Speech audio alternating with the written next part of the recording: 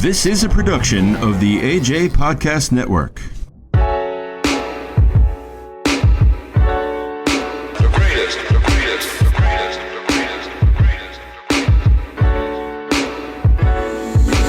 Pushing and pulling, I want you, but you wanna leave. I hate you, I love you, you love me, yeah, you gotta be free. If I'm your cage, leave. But if you stay with me, eventually we'll find happy. Should I go left? Should I go right? Here we go again, another episode of the Passage Home podcast, starring the Dr. Stanley Russian. I'm AJ, I'm filling in for the Baxabillion. You're listening to Cage, written by and performed by the Baxabillion. He's here in spirit with us. You could listen to his song. We have the link up on our website, linktree.com/Passage Home Podcast. Linktree.com/Passage Home Podcast. Please visit our website, linktree.com/Passage Home Podcast. And on that website, besides Bax's link to Apple iTunes to download his song, is all the other platforms that we are on with Passage Home Podcast. We primarily stream on YouTube, but we have the last 7 or 8 episodes that are recent on all other platforms such as Apple, Google, Podbean, iHeartRadio. If you need to get a hold of us at Passage Home Podcast, our email address, even if you want to sponsor the show, please send your request over to passagehomepodcast@gmail.com. You could also ask Alexa, please play Passage Home Podcast from iHeartRadio. That's the platform it pulls from. Don't forget about our other show with starring myself and the Baxabillion and our newest co-host, Amory. I can relate to that podcast. That website is linktree.com/AJandBax. That is spelled linktree.com/AJANDBAXX. And there you could choose whatever platform you want to listen to. I'm looking forward to this episode. Without further ado, Dr. Stanley Russian, how are you, sir? Amazing, by the grace of God. Today, we have an amazingly humble artist, entrepreneur, father, world traveler, world influencer, Brother Hakeem Abdul. Brother, reaching out to you all the way in Gambia. How the heaven are you? Yes, I'm good. How are you? Yeah, I'm nice amazing. Yeah. Nice.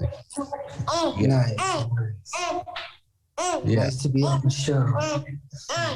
So as you can hear, he's a world-renowned producer, and this is one of his productions speaking right now. Yeah. Yeah, yes, sir. Yeah. What's her name? It sounds like a girl. Her name is Lakshmi. Lakshmi. Can you tell us what that means? It means goddess of fortune and beauty. Oh, wow. Tight. Yeah. I always told people that when we used to have naming ceremonies back in the day that your name is the definition of your character, and you nailed it right there. Wow. Yeah. Nice. And so let's introduce you to the audience. I want to ask you to give them your bio. Mm-hmm. I would say slight, but your bio is so vast. It spans worldwide, and but we got 30 minutes, and it speaks for itself. Yeah. Wow. There's a lot of stuff on the bio. You want me to tell you a little bit? Okay, let me ask you what I know about you. Okay. Your first platinum album. At what age did you receive that? Should have been about 13. Okay, Yeah, and because- from what I heard that was a record in and of itself of receiving going platinum at 13. Wow. That- Probably so. yeah. Probably so. Yeah. And it happened pretty fast, you know, from when the first song dropped, you know, to having the platinum wasn't a long time from what I remember. You know, it was a short period of time. So just blew up. Yeah, and for those of you out there who don't know who he is, of the things that he's been described as, he was literally described by Quincy Jones as being the Quincy Jones of Africa at this present time. But he originally started out in a group with his brothers, and the name of that group was The Boys. And I know his brothers. I know their mentor. Give thanks, Baba G. From there, in his bio, he is now and give a shout out to his mother and father also, and who had an integral part in the development of the you know, she is the producer because she produced him. You know, so literally, and so shout out to Angie. So right now, he's on the continent of Africa, and he didn't stop doing what he does.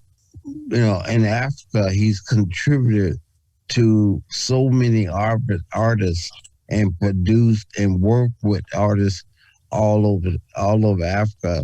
When I say artists, I mean all of the top artists.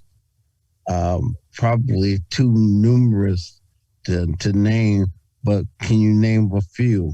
Some of the top artists in Africa would be definitely Youssou N'Dour, Wizkid. Yeah, definitely Akon. You know, I sometimes see him more as an American artist than an African artist. But, got you. But yeah, definitely Akon as well. And there's many more. I would just say. I said it was humble, and so let's get on this part. The question I want to ask you is, tell us what, you know, you're a very spiritual person. Tell us about the specific spiritual experience that you had when you went to Africa for the first time. For the first time I came to Africa, I pretty much fell in love with Africa. It was Senegal. And I was telling everybody I would come back one day and live here. It's just a whole nother vibe. And I remember making some music, writing a song that just had a super special vibe to it. And it was like the style was way ahead of its time back then. You know, I feel like it was the first time I tried to kind of rap and sing at the same time. You know, that was the first time I came to Senegal. So I never heard anybody do that before. So to me, it was the creativity that just was inspired by being in Africa it's in the air, it's in the smell, it's in the nature, it's everywhere. So that was a powerful impact, you know. Yeah, mostly the nature, you know, is what really had a big effect. But you know, later, many years later, after returning to Africa, you know, there's been more deeper and deeper spiritual experiences. Right. Yeah. So, question: have you ever been? I know you probably have. Have you been up to Mali? No, I've not been to Mali yet. Oh, okay. I've only passed through through an airport, but Right. I haven't actually gotten to explore it yet. Right. Mm-hmm. And so, your travels in Africa has taken you to several countries. And I can only follow you from hearsay. And I know you've been to South Africa. I know you've been to Equatorial Guinea. I know you have been to Nigeria. Yeah. Or either that or they came to you, because I heard, and you can validate this, that there was a type of African national anthem that you participated in that involved some of the top musicians in Africa. Oh, what? The top musician in Africa. Yeah, well, yeah. Let me see. There was some years where I was working with like a nonprofit organization who was working to eradicate malaria in Africa, right? So they came up with this idea to go around to different countries and get the top artists in each country to all make one song about malaria, you know, sensitizing the people and just making people aware of what they need to do to cut it down. And so they called me in to do the music, to write the songs and stuff and collaborate with the artists, you know. And we did it in Cameroon, we did it in Chad, we did it in Tanzania. You know, so those are the only three places we did it, but it was really nice.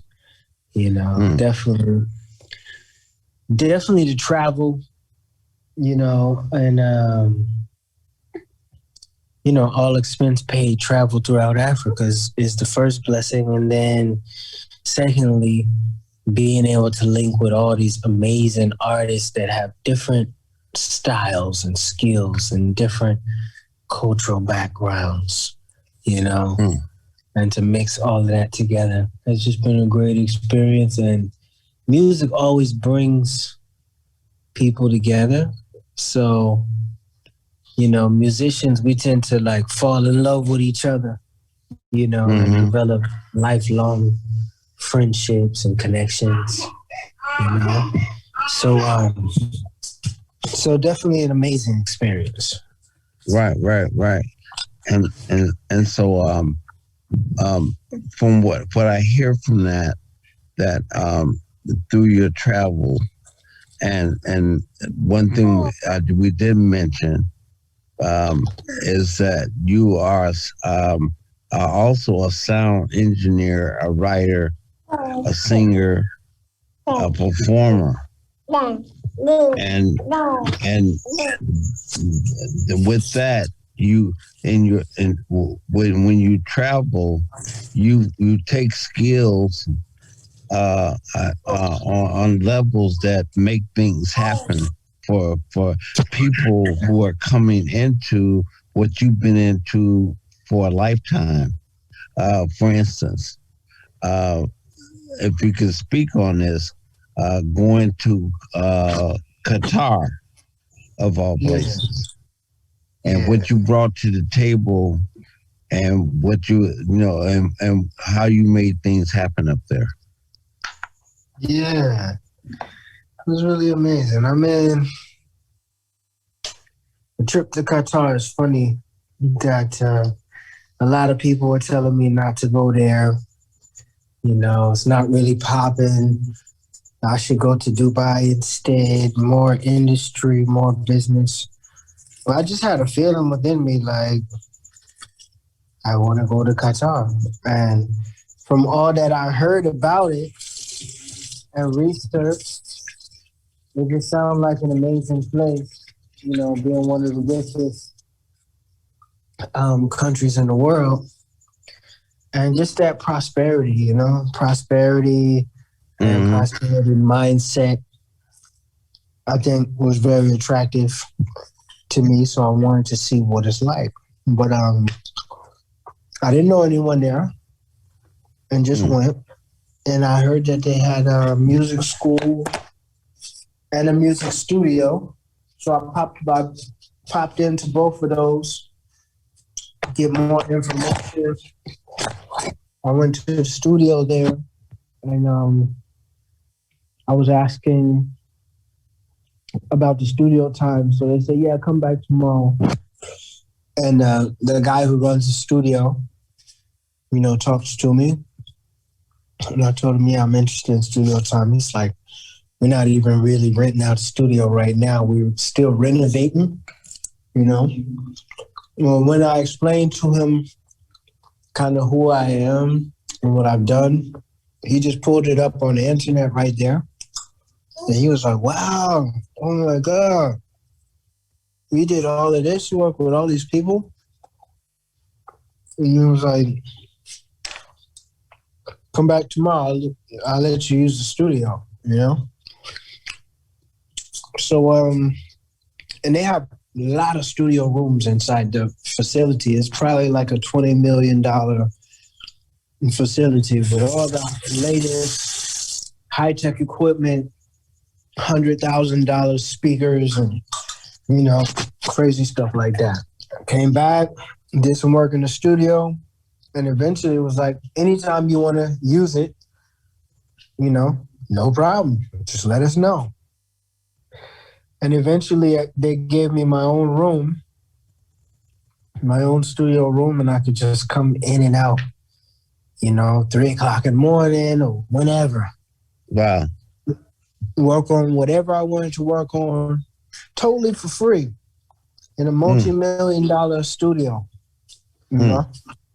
just for linking up.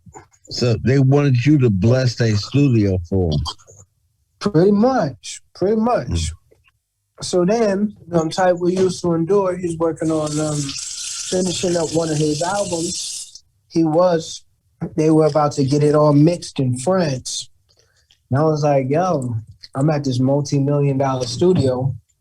Plus they got a in-house Grammy Award-winning mix engineer, lives here. Like they moved him from London to live there in Qatar and just be in their studio, So I'm like, they got all of this over here. Y'all might want to try them out. And when I told the Qatari people about Used to Endure, they all flipped. Yeah, they all flipped like, oh, he's big, this and that. And the engineer was like, this would be a dream come true for him to work with Used to. He's always been a big fan, so I linked him up, and it's probably one of YouTube's best sounding albums, being mixed there in Qatar. And they really appreciated that, I brought some food to the table, and I just appeared out of nowhere, just showed up one day. And since then I've been linking them with some more and more links, African vibes and, whatever I'm into. Yeah. Try to keep it in the loop. But it's amazing. It's amazing. That's how I move, just on the spirit. Just go with the flow. I'm just validating because I hear so much about you, and so that I have you on the phone. I heard that while you were in Qatar, that you produced something for one of the members of the royal family there. Yeah, that's true. There's a lady who's an amazing composer. And she is part of the ruling family there. And she has a label and she had an artist. And they were like, hey, well, since you're around, we got this artist we're working on, and maybe you can see what you can do for her, you know? And so we just went over some stuff. They sent me 2 of her songs, and I just remixed them for them, and they actually went crazy over that too. You know, they were blown away. So all of that stuff is just like an introduction, you know, opening up a relationship, and I'm still in touch with them now. You know, I just been talking to them like last week actually. Yeah, and we're putting together more positive works. Cool. Sometimes you just got to step out on faith and go make those links. And you never know what it will be tomorrow. Because I got short-sighted friends, associates who'll be like, you're stupid for going to Qatar. You wasted your money and this and that. And you didn't go get rich. You didn't strike it rich when you went there and this and that. It's like, bro, relax. You know what I'm saying? You have no idea what can come out and has already came out of following the spirit. Right. That sounds like an amazing journey. And see, the quest of my show is to show the average African American that we can go over to Africa and not just survive, but to thrive.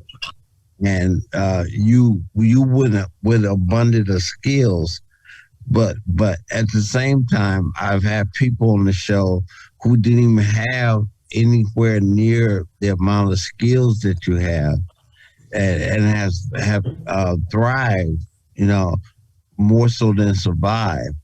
And so, what I want to do, what you to do now, is to point out to the average brother over here things that he's totally unaware of that he can do and enable him to just do more than just survive. Because you know your journey is humble and amazing. And we haven't even scratched on what I know with the clothing line, with your shipping of food through containers, you know, just the common ventures that we can have the average person do. Yeah. Finally, I want to ask the question: what can the average brother do that don't know about the ability to thrive there in Africa, and also, you know, if he can thrive there, he can thrive anywhere in the world. What can you do to address that? Well, I see there's tons of stuff that can be done over here, actually.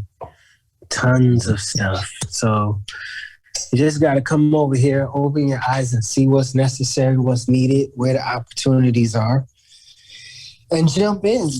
And you can jump in from a small level all the way up to large, you know, and grow to large.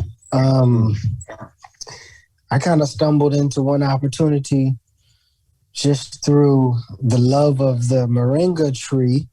You know, we got addicted to this moringa tree and we just kept growing more and more trees inside the compound. Wow. And then before you know it, they grow very fast too, with the gardener watering them every day. Before you know it, we have moringa seeds. Then we have moringa leaves, which we found out are very valuable, you know? Right. And we got way more than we can utilize for ourselves. Wow. So we started just picking them off the trees, getting some kids from the neighborhood to help bring them down, and send them over to America, you know? Big bags. So that's like such a simple, easy one right there. And it's bringing in income. You know what I'm saying? Right. Money growing on trees. So for real. I like that. So but I see a lot of stuff. Like I can tell you different ideas that I see here. Right. And definitely, you know, being a Black American, we're coming from the developed world. You know what I'm saying? The more technologically advanced world. So coming with that knowledge, that consciousness over here to where they are less technologically advanced, where they are less developed, we can look at what they're doing and say, hey, let me bring that up to speed. Let me bring that up to date, like how we do it back over there. Right. You know what I'm saying? Let me, you know, upgrade. Let me help upgrade and bring them on into the future. You know what I'm saying? Right. So I think our way of thinking can be helpful to bring it over here and just and upgrade things. And that's where the world's going. Everybody wants to advance, develop, and be up to speed, basically. You know, not be behind. Absolutely, absolutely. So, I mean, there's tons of entrepreneurial ideas, and some don't even need a lot of money. I think intention is very important, which is kind of like the key to the success of all my businesses, I think. Just having the right and good intention behind it. Right. And I think it can blow from there, you know? I had an idea about a cleaning service. Because here in Gambia, it's hard to find good people who can clean, like clean your home and stuff, you know? And out here, we have that, like that maid culture, you know what I'm saying? That house help culture is normal. When I was renting an apartment in Senegal, one lady was like, you're not hiring anyone to clean your house? Like, that's a shame. You know, she was going off on me. Like, how could you do that to your, you know, to your family and this and that? Like, it's a bad thing that I didn't hire anybody. Wow. But I didn't want to hire a cleaner because I had trust issues. And then, you know, having a lot of expensive stuff inside my apartment. I just didn't want the news to get out like, oh, he got this, he got that. You know what I'm saying? So, you know, always having trust issues. But another thing I noticed is that the cleaners here in Gambia are not really that advanced with the hygiene. You know what I'm saying? Right. Just to really understand, you know, higher levels of hygiene. So even when I have a cleaner, I have to show them everything. Like if they're cleaning the bathroom, I had to stand there and watch them and say, no, clean that. No, after you clean that, don't touch this with that same hand, or don't, you know, don't use this glove after you just, you know, did this with that or whatever. And it made me think, man, what if I train these people, right, on how to clean like to a more international level? You know what I'm saying? Right. Organize them, put them in a little uniform, some T-shirts or whatever, and market this. You know what I'm saying? Absolutely. Now we're creating jobs. We're putting people to work. Right. And it feels great to be able... You're meeting the need. Exactly. Meeting the need. solving a problem, and it feels great to be able to say, "Hey, look, we're employing 10 people, 50 people, 100 people." Right. You know what I'm saying? And and we're making a big difference. You know? I had a brother up in Mauritania. He's still up there, Rory, from Compton, who went up there 10 years ago. And they did that, and they went up to 3,000 employees. And now he's cleaning. Morocco Airlines just opened up a gate in the airport there, so he cleans their planes inside and out. Exactly. And so he's just coming straight out of Compton. He went to trade tech, for 2 years. That's what I'm talking about. That's what I'm saying. Yeah. So, and with all the shipping there, he from Compton. Everybody from Compton can exterminate a bug. He started his own extermination company. Got contracts with the UN.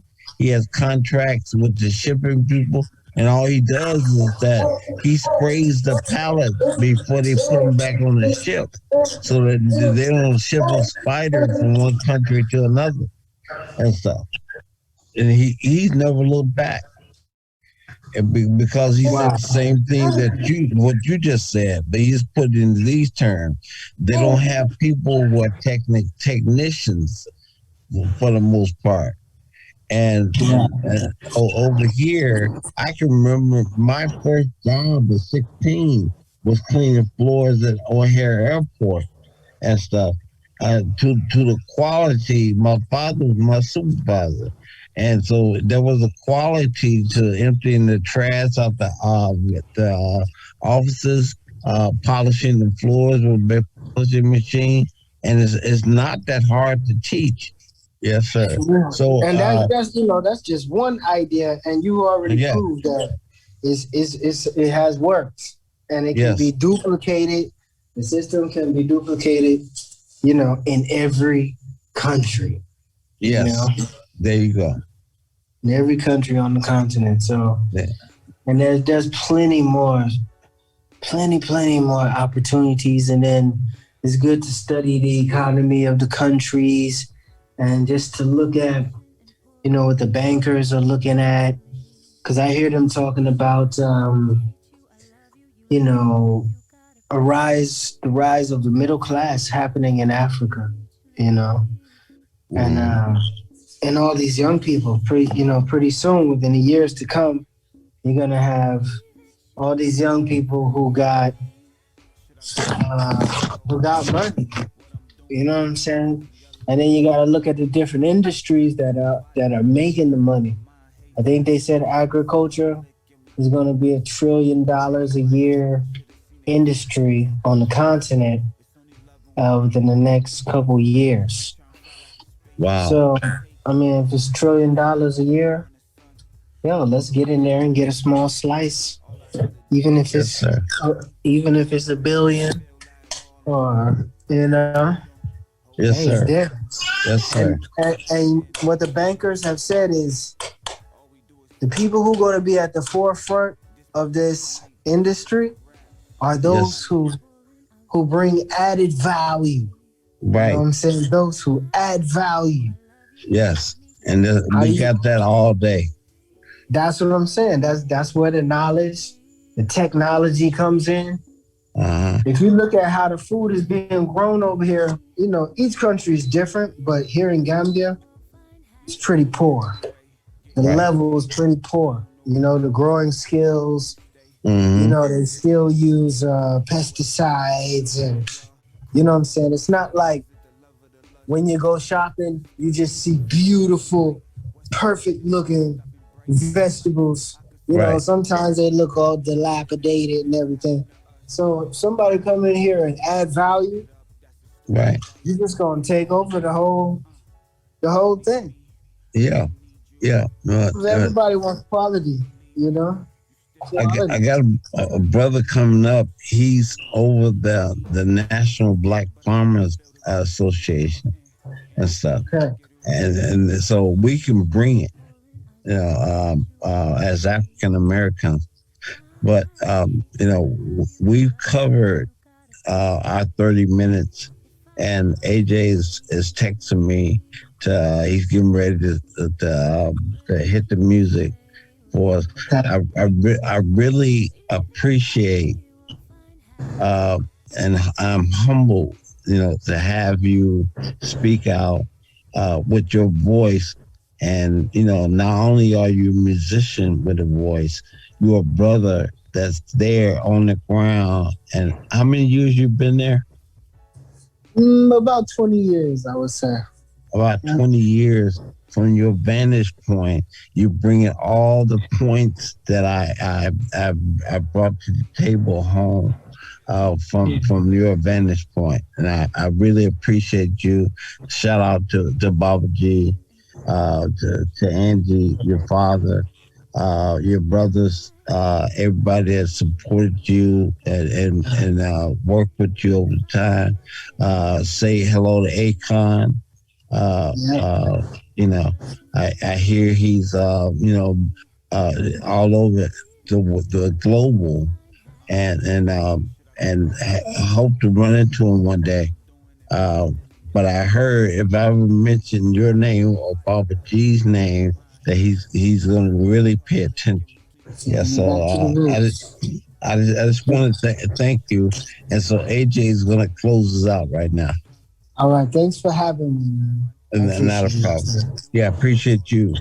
One love. One love. Absolutely. One love. Thank you, Hakeem Abdul. That was an awesome interview. And thanks for coming on our show.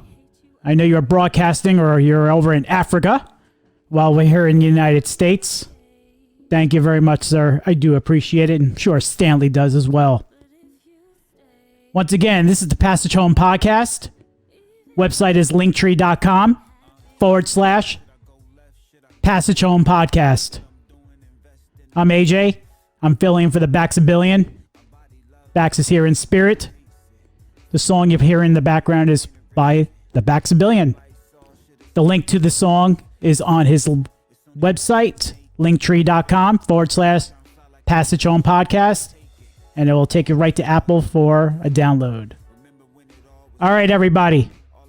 Until next time, be safe and have a good day or evening. Take care. All we do is fight, go tick for tack. This my last night, this shit's a wrap. Pushing and pulling, I want you, but you wanna leave. I hate you, I love you, you love me, yeah, you gotta be free. If I'm your cage, leave. But if you stay with me, eventually we'll find happy. We got carried away, getting married in May. I don't know who you are, I just know where you stay. Only took me a day, gave a cookie away. Hands all in your jaw, crumbs all on my face. Is it the love or the lust? We got a lot to... This is a production of the AJ Podcast Network.